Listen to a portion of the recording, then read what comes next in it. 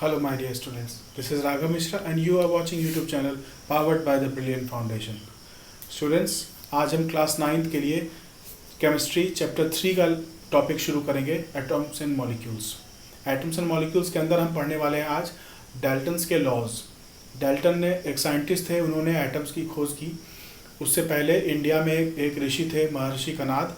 उन्होंने एटम के बारे में कहा था कि किसी पदार्थ का सबसे सूक्ष्म कण जो होता है, सबसे छोटी जो इकाई होती है, उसे परमाणु कहते हैं। बाद में जॉन डाल्टन ने इसी थियोरी को इलेबोरेट किया। उन्होंने बताया कि atom is the smallest particle of any matter. तो लेक्चर शुरू करने से पहले हम फिर से एक बार मैटर की डेफिनेशन देख लेते हैं।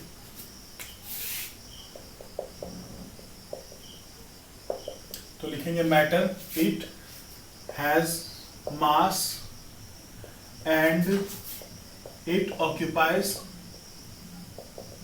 space। ये स्पेस ऑक्यूपाई करता है और इसके पास मास होता है। कोई भी चीज़ हम अपने आसपास देखते हैं, उन सब में मास है, उन सब में वजन है और वो स्पेस ऑक्यूपाई करती है, रखने पर कुछ जगह वो लेती है, तो उसे मैटर कहते हैं। मैटर के 3 स्टेट हम नॉर्मली पढ़ते हैं, सॉलिड, लिक्विड, गैस, जिसकी बात हम पहले और दूसरे चैप्टर में कर चुके हैं। अगर आपने वो लेक्चर्स नहीं देखे हैं तो प्लीज़ चैनल पे जाएं और चैनल में प्लेलिस्ट में जाकर उन लेक्चर्स को आप देख सकते हैं। अब हम बात करते हैं मैटर में। कोई भी मैटर है तो उसमें जो पार्टिकल्स होंगे, वो कुछ तो पार्टिकल्स हैं जो कि बहुत छोटे छोटे हैं। उन छोटे पार्टिकल्स के बारे में पहले किसी को पता नहीं था। तो जॉन डाल्टन आए और उन्होंने 2 सबसे इनिशियल लॉज दिए। सबसे पहले जो सिद्धांत उन्होंने दिए, वो 2 सिद्धांतों की बात हम करते हैं। तो पहला सिद्धांत उन्होंने दिया था law of conservation of mass.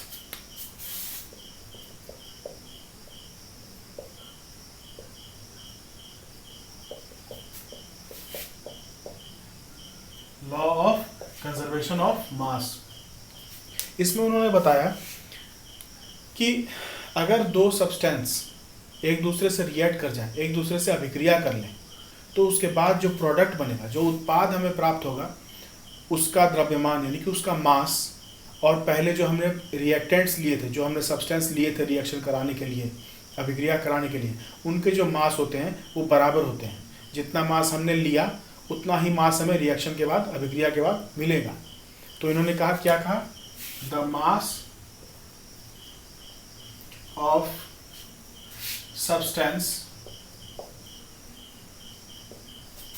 Taking participate या part in any reaction is always conserved. Conserve का मतलब होता है संरक्षित रहना, बचा हुआ रहना। तो हम लिखेंगे total mass of reactant equal to total mass of product.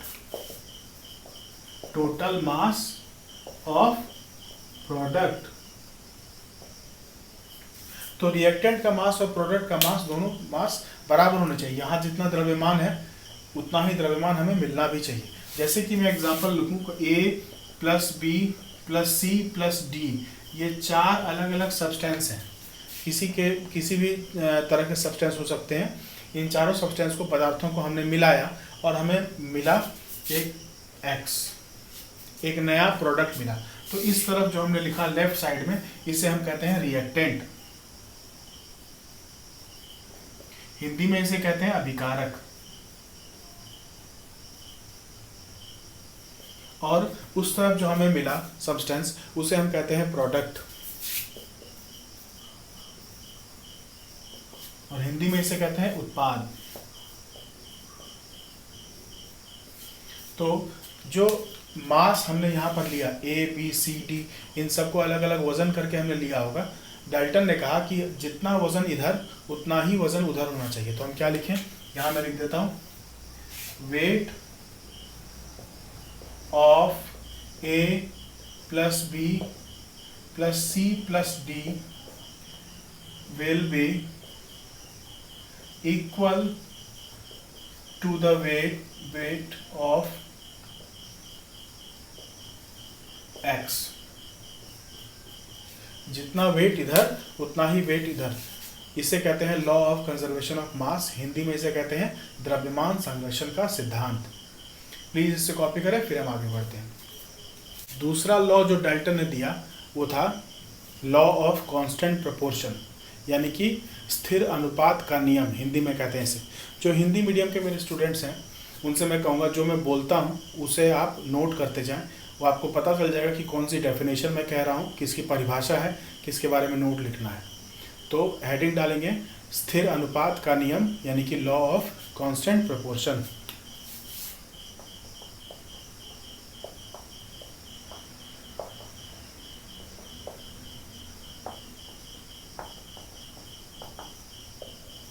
Law of constant proportion.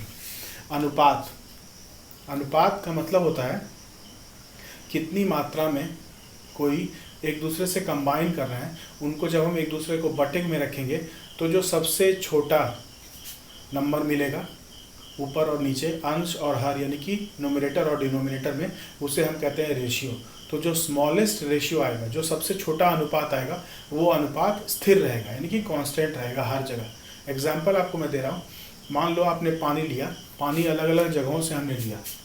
पहले हमने क्या किया, एक बीकर में पानी लिया और ये है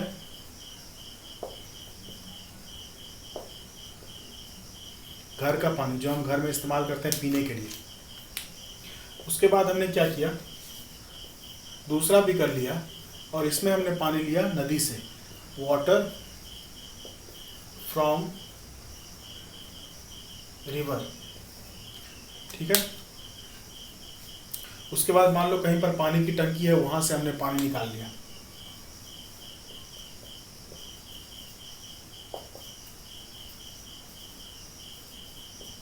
किसी पानी की टंकी से पानी हमने निकाल लिया। अब हम तीनों जगह से पानी लिया हमने, तीनों पानी को जब हम केमिकली ऑब्जर्व करेंगे, रासायनिक उसकी विशेषता देखेंगे, तो हम पाएंगे कि यहाँ जो पानी के मॉलिक्यूल्स हैं वही मॉलिक्यूल्स यहाँ हैं, वही मॉलिक्यूल्स वहाँ हैं। हर जगह पानी के मॉलिक्यूल्स कांस्टेंट होते हैं। पानी का फॉर्मूला हम लोगों को पता है H2O। H2O, यहाँ पर ये H हाइड्रोजन एटम को दर्शाता है, डिनोट करता है, और O ऑक्सीजन एटम को डिनोट करता है। तो यहाँ से मैं लिख सकता हूँ, मैं यहाँ लिख देता हूँ, H2O का मतलब होता है 2 atoms of hydrogen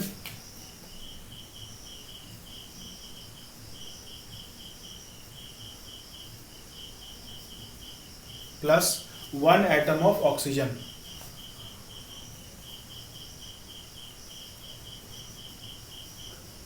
यानी कि हाइड्रोजन के 2 परमाणु और ऑक्सीजन का 1 परमाणु मिलकर पानी का एक अणु बनाते हैं, मॉलिक्यूल। हम इसी चैप्टर में इसकी बात करेंगे। ये जो बना, ये जो 2 और 1 मिले, यहाँ 1 लिखा हुआ नहीं है लेकिन 1 है, एक ही ऑक्सीजन दिख रहा है आपको, हाइड्रोजन 2 दिख रहे हैं। तो ये जो 3 एटम्स मिले, इन तीनों एटम के मिलने से बना मॉलिक्यूल।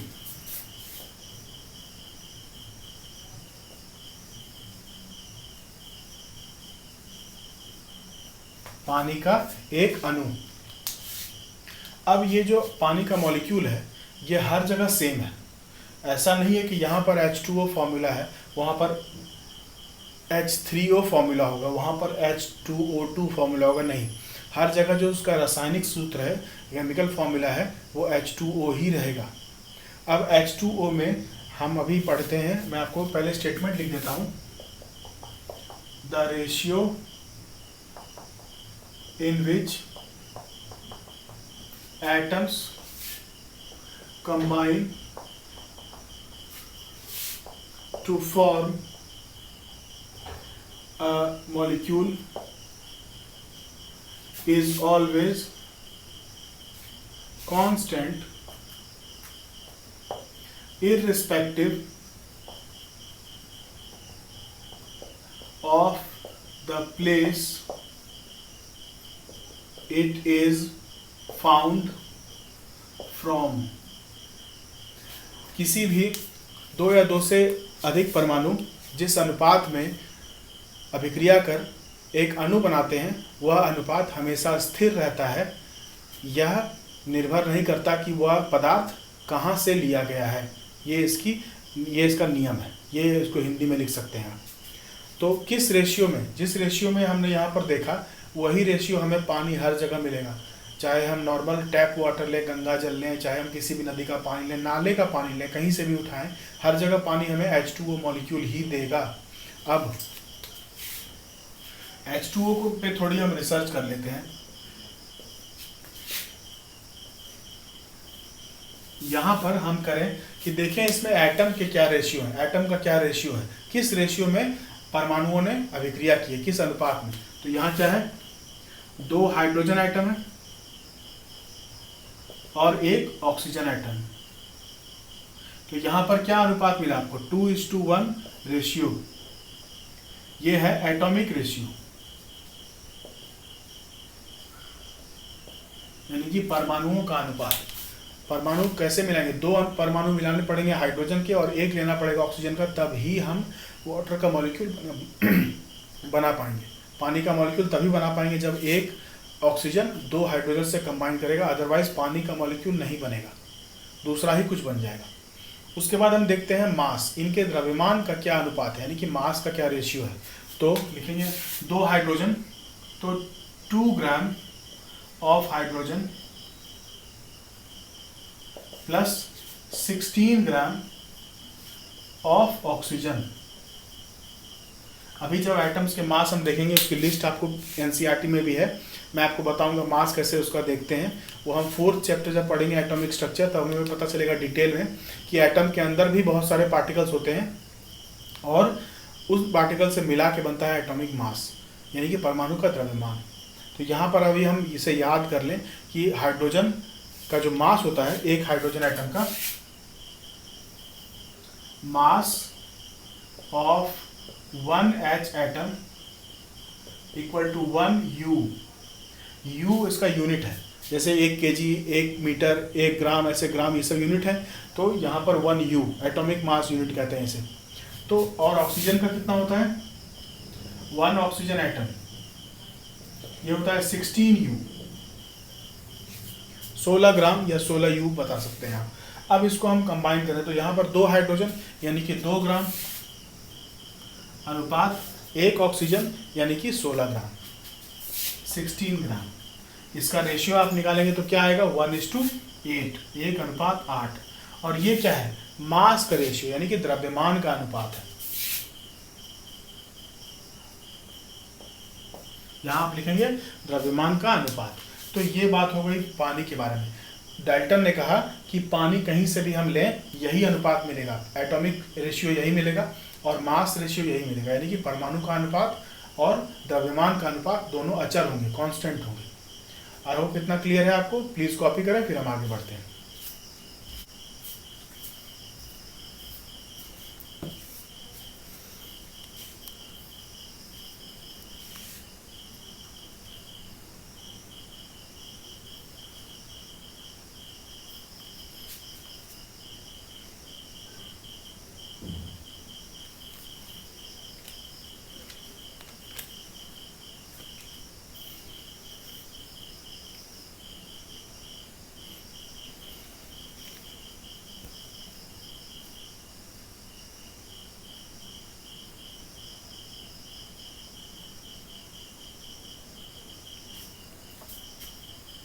ने ये दोनों थियरीज दो दे दी, लॉ ऑफ केमिकल कॉम्बिनेशन यानी कि मास कंजर्वेशन और कांस्टेंट प्रोपोर्शन का नियम तो दे दिया, लेकिन वो एक्सप्लेन नहीं कर पाए कि ऐसा क्यों है।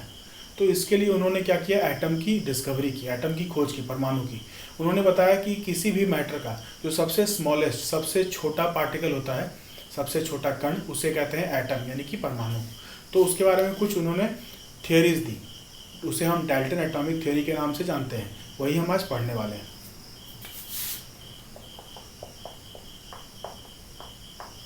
Dalton's atomic theory. तो डाल्टन ने कहा कि एटम जो है वो किसी भी मैटर का, किसी भी पदार्थ का सबसे छोटा पार्टिकल है। तो क्या लिखेंगे, an atom is the smallest particle of a substance, किसी भी पदार्थ का सबसे छोटा कण एक परमाणु होता है। उन्हें ये नहीं पता था कि परमाणु के अंदर भी electron, proton, neutron, positron, neutrino, ये सारी चीज़ें होती हैं। बहुत सारे पार्टिकल्स होते हैं एक एटम के अंदर, उन्हें उस समय ये नहीं पता था। आगे जाके बहुत सारे साइंटिस्ट आए, उन्होंने बारी बारी सबकी खोज की, डिस्कवरी की, तब उन्हें पता चला कि एटम के अंदर भी बहुत कुछ होता है। फिलहाल डाल्टन को यही पता था कि एटम जो है वो किसी भी मैटर का सबसे छोटा पार्टिकल है।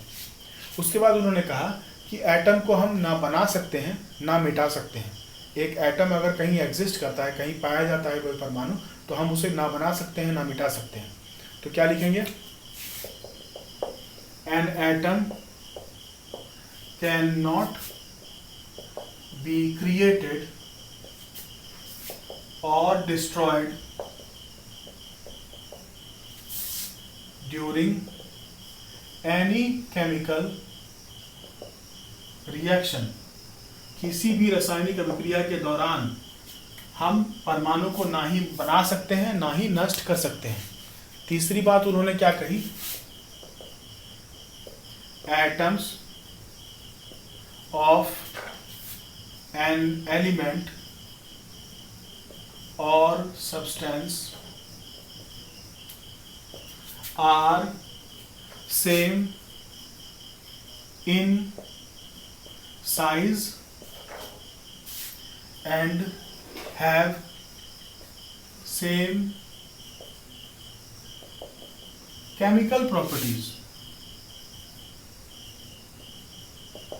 यानी कि किसी पदार्थ के या किसी तत्व के जितने भी परमाणु हैं उन सब की भौतिक तथा रासायनिक विशेषता समान होती है, सभी एक जैसे होते हैं। जैसे ये प्लास्टिक का मार्कर है, इसमें प्लास्टिक के एटम्स हैं यानी कि कार्बन के एटम्स हैं, तो जितने भी एटम्स इसके अंदर हैं वो सारे के सारे सेम प्रॉपर्टी वाले हैं, सारी विशेषताएं उनकी समान है, एक जैसी हैं, जितने भी एटम्स होंगे।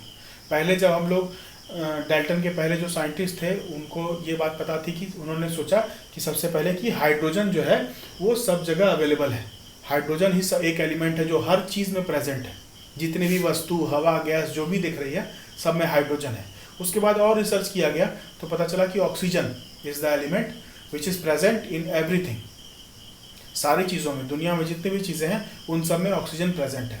और ज़्यादा रिसर्च करी गई, जब एटॉमिक मास यानी कि परमाणु का द्रव्यमान निकालने की बारी आई तब उन्हें पता चला कि मैक्सिमम जो एलिमेंट कंपाउंड होते हैं, जो सब्सटेंस होते हैं, पदार्थ, एलिमेंट की तो बात नहीं करेंगे, सब्सटेंस की बात करेंगे, क्योंकि हम अपने चारों तरफ पदार्थ ही देखते हैं, सब्सटेंस देखते हैं। तो उन सब में जितने भी मिक्सचर हमारे आसपास हैं उन सब में कार्बन कहीं ना कहीं प्रेजेंट होता ही है। 90% केसेस ऐसे देखे गए जहाँ की कार्बन का प्रेजेंस देखा गया मैटर में।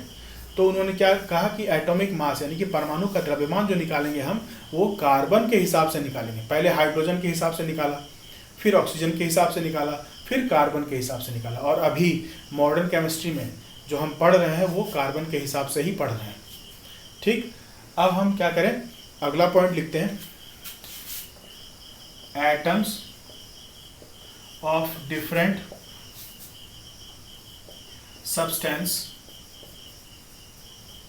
आर डिफरेंट इन केमिकल और फिजिकल प्रॉपर्टीज। यानी कि अलग अलग सब्सटेंस के जो एटम्स होते हैं वो अलग अलग होते हैं, ये तो बहुत जाहिर सी बात है। अलग अलग पदार्थों के परमाणुओं की रासायनिक और भौतिक विशेषताएं अलग अलग होती हैं, यही आपको लिखना है। जैसे कि मैं आपको एग्जांपल दूं, ये मेरे पास फ़ोन है और ये मार्कर है, ठीक है। तो ये मान लो कि यहाँ ये भी फ़ोन है। इन सब फ़ोन में मार्कर में जो एलिमेंट्स लगे हैं वो सारे के सारे एलिमेंट्स क्या हैं, अलग अलग हैं। सारे एलिमेंट्स अलग हैं और सारे एटम्स भी अलग होंगे, ठीक। जैसे कि ये डस्टर, इस डस्टर में वुड है, या फिर ये क्लोथ है, या फिर यहाँ पर इंक है। इन सब के एटम्स, यहाँ पर इसके एटम्स अलग अलग हैं, हमारे स्किन के एटम्स अलग अलग हैं। इसी वजह से हम अलग अलग चीज़ों को पहचान पाते हैं, हम बाइफरकेट कर पाते हैं कि हाँ ये ब्लैक कलर का सामान है, ये वाइट है, ये प्लास्टिक है, ये कांच है, ये लोहा है। इसी वजह से, क्योंकि अलग अलग सब्सटेंस यानी कि पदार्थों की रासायनिक और भौतिक विशेषताएं अलग अलग होती हैं। क्यों? क्योंकि उनके परमाणु अलग अलग होते हैं, उनके एटम्स डिफरेंट होते हैं, इसलिए वो सब्सटेंस भी डिफरेंट होते हैं। ठीक है, इतना आप कॉपी करें, फिर हम आगे बढ़ते हैं।